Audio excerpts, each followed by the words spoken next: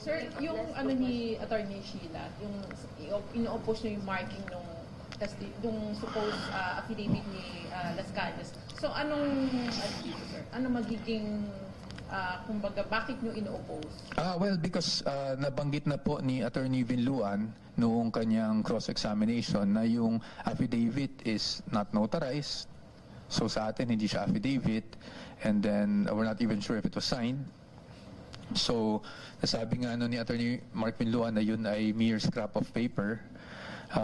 But tingnan natin kasi nag-rule na rin naman yung presiding officer that he will push through with the marking, diba? Subject to any objections that we can make later on. So, ano lang naman tayo pag ganyan.